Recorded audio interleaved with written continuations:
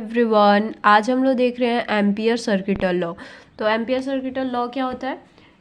The close in line integral of the product of magnetic field B and the current element D L. जो close line integral होता है, ये close line integral हुआ किसके product का? Magnetic field B का और जो करेंट एलिमेंट डी एल है उनके प्रोडक्ट का, is equal to the mu not times of total current passing to the conductor. वो इक्वल होता है म्यू नॉट टाइम्स के टोटल करंट जो कि पास हो रहा है कंडक्टर से। तो ये म्यू नॉट टाइम्स हो गया कंडक्टर करंट के जो कि पास कर रहा है कंडक्टर से। ठीक है, अब इसका प्रूफ देखते हैं। ये फिगर देख लो उससे पहले, ये देखो यहाँ पे एक स्ट्रेट वायर है जिसमें आई करंट फ्लो कर रहा है। तो आई करंट फ्लो कर रहा है तो उसमें मैग्नेटिक फील्ड क्या होंगे? सर्कुलर वे में अरेंज करेंगे, कॉन्सेंट्रिक सर्कल होंगे ना मैग्नेटिक फील्ड, क्योंकि हमें पता है वायर के चारों तरफ अगर मैग्नेटिक फील्ड होता है तो वो सर्कल में होता है। ठीक है, तो ये सर्कल में मैग्नेटिक फील्ड खुद को अरेंज कर लेंगे। और यहाँ पे देखिए ये एम्पियर सर्किटल लॉ कब वर्क करता है? जैसे गॉस लॉ कब करता है तो हमें गॉसियन सरफेस बना के, वैसे ही हम एम्पीरियन लूप बनाते हैं तभी ये वर्क करता है। तो यहाँ पे उसके ऊपर मैग्नेटिक फील्ड ऐसा नहीं है कि इतनी ही रीजन में, वो पूरे रीजन में है, मतलब एक सर्टेन रीजन में है। अगर ये वायर है और इसमें करंट फ्लो कर रहा है तो मान लो इतना रीजन में है, तो हमने एक सर्टेन रीजन कंसिडर किया कि इतना मैग्नेटिक फील्ड है उसको डिनोट करने के लिए। और फिर एम्पीरियन लूप भी हम उसी के ऊपर बना देंगे। तो ये मैग्नेटिक फील्ड और यहाँ पे ये एम्पीरियन लूप हुआ। ठीक है ना। और करंट की डायरेक्शन कैसी होगी?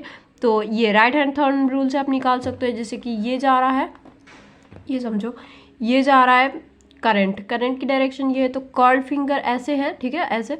तो मैं ये करंट की डायरेक्शन क्या होगी? ऐसे होगी। ठीक है, तो ये इधर से जाएगा, इधर से ऐसे निकल जाएगा। ठीक है, और अगर यहाँ पे डायरेक्शन देखनी है आपको थीटा, तो थीटा कैसे निकलेगा? हमें एक टैंजेंट, अगर आप सर्कल में कोई भी अगर एंगल डायरेक्शन देखनी है तो उसमें टैंजेंट ड्रॉ करके देखते हैं। तो यहाँ पे टैंजेंट ड्रॉ करो तो मैग्नेटिक फील्ड की डायरेक्शन आपको पता चल रही है ऊपर है। ठीक है, और डीएल की डायरेक्शन क्या है? डीएल हमने एक छोटा सा इस पूरे वायर में से एक, अगर यहाँ पे ये वायर मान लो और यहाँ पे ऐसे कॉन्सेंट्रिक सर्कल 3D में इमेजिन करो कि ऐसे फॉर्म हो रही है। ठीक है, तो उसकी डीएल की डायरेक्शन, अभी हमने सर्कल पे एक छोटा सा अमाउंट कंसिडर किया और सर्कल में हम एक छोटा पार्ट कंसिडर करते हैं तो उसको हम क्या एक स्ट्रेट लाइन ही लेके चलते हैं। ठीक है, तो ये स्ट्रेट लाइन ही लेके चलना है आपको डीएल को, तो उसकी डायरेक्शन भी सेम होगी। तो यहाँ पे थीटा 0 डिग्री होगा। ठीक है ना। अब प्रूफ देखते हैं। Let a wire carrying current I, एक वायर है जो कि कैरिंग कर रहा है करंट आई को, then magnetic field develops around it. तो मैग्नेटिक फील्ड इसके चारों तरफ आएगा and in the form of concentric circle, और वो कॉन्सेंट्रिक सर्कल के फॉर्म में होंगे। ठीक है, और वहाँ पे हमने एम्पीरियन लूप बनाया है जो कि रेडियस आर का है। Let R be the radius of Amperian loop.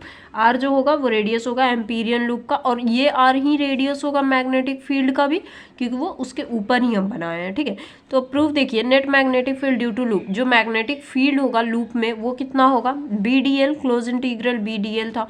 तो यहाँ पे अगर डॉट प्रोडक्ट है तो वो कॉस में टूटता है, तो B D L cos theta आया। फिर यहाँ पे बी डीएल कॉस 0 हो गया है, यहाँ पे थीटा 0 समझ आया आपको, तो कॉस 0 1 होता है, तो बी डी एल बच रहा है बस, बी डी एल। और यहाँ पे डीएल की इंटीग्रेशन कर देंगे, बी तो कांस्टेंट है। फिर एल हो गया यहाँ पे कैपिटल एल। इसकी लिमिट्स कितनी चलेगी? ये सर्कल है तो फिर 0 टू सर्कम्फ्रेंस, सर्कल की सर्कम्फ्रेंस कितनी होती है? 2 पाई आर।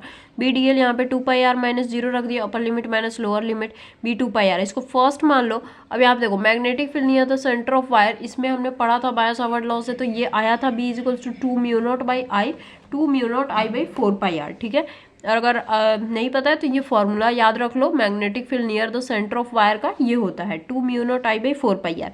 तो इसके लिए भी वही होगा, है ना। तो अब पुट कर देना है हमें सेकंड को फर्स्ट में, इस सेकंड को यहाँ पे पुट कीजिए, तो बी डी एल यहाँ पे बी की जगह पे आएगा 2 mu not I by 4 pi R into 2 pi R. 2 pi R 2 pi R cut जाए, 2 पाई आर से 4 पाई आर, और यहाँ से 2 कट गया, यहाँ पे बस बच रहा है म्यू नॉट आई। तो वही हमें प्रूफ करना था, देख लो यहाँ पे वो प्रूफ हो चुका। ठीक है, प्रूफ।